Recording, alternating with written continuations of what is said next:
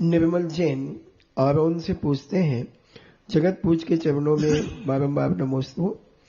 महाराज जी, तीर्थंकरों के आहार महान पुण्यात्मा जीवों के यहाँ होते हैं। जब भगवान ऋषभनाथ आहार के लिए उठे तो उस समय भरत चक्रवर्ती महान पुण्यात्मा था, तो ऐसा क्या कारण कि भरत चक्रवर्ती उन्हें आहार दान नहीं दे पाया और राजा सौम और श्रेयांश आदि दे सके? पुण्य एक ही प्रकार का नहीं होता। कई अच्छे विद्यार्थी गणित में टेंशन पाते हैं और हिंदी में फेल हो जाते हैं। तो सबका पुण्य अलग अलग होता है। कई लोग धन से सुखी हैं, तन से सुखी नहीं। कई लोग धन से सुखी हैं, तन से सुखी नहीं। पुण्य अलग अलग प्रकार का है।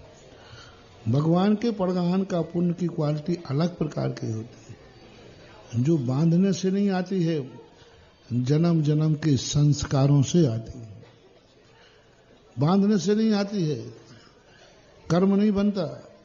आहार देने का कोई कर्म नहीं है, आहार देने का संस्कार है।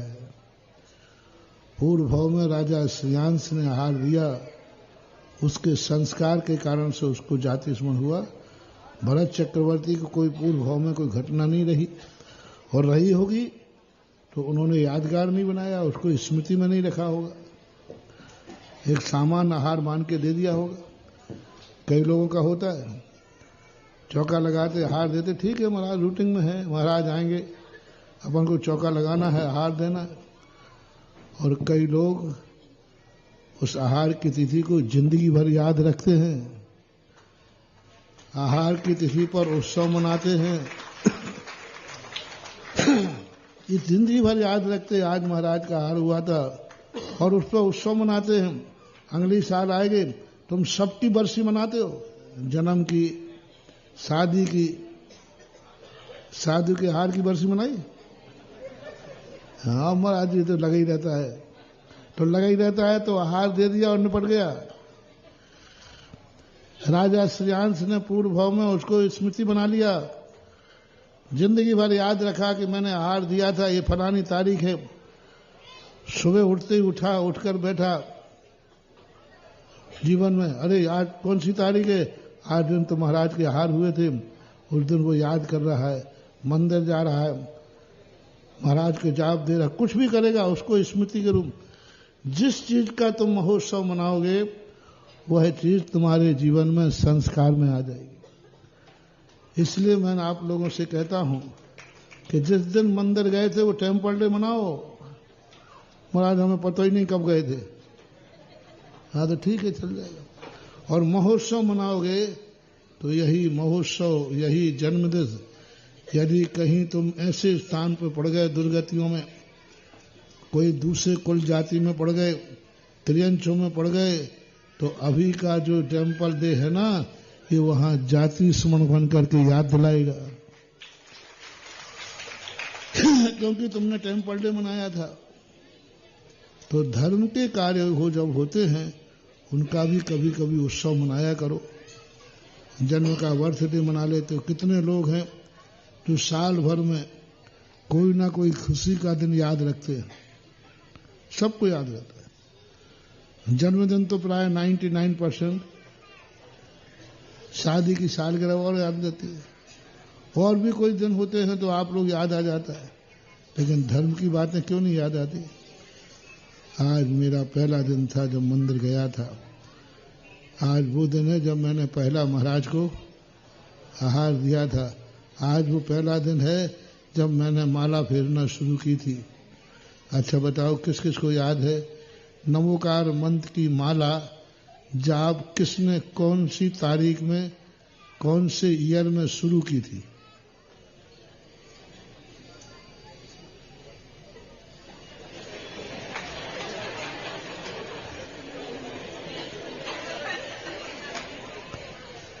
हाँ महाराज, आप पता नहीं कब किसी ने कहा होगा, हमने फेर ली होगी।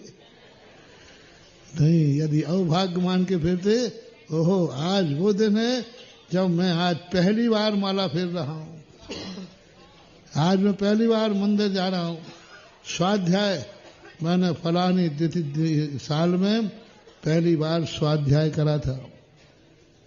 मुझे पहली बार महाराज का दर्शन हुआ था।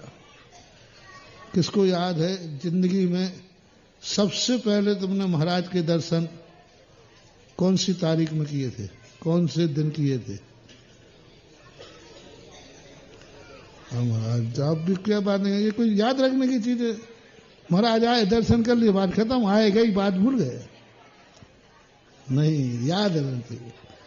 धर्म की बातों को भी याद रखना चाहिए। आज मेरा वो दिन है, जिंदगी में पहली बार मैंने होश संभाला, तब मैंने महाराज को महाराज मान के दर्शन किया।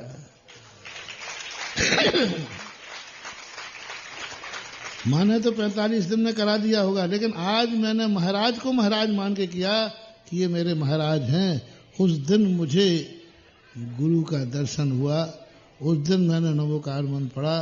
इनको याद रखना चाहिए।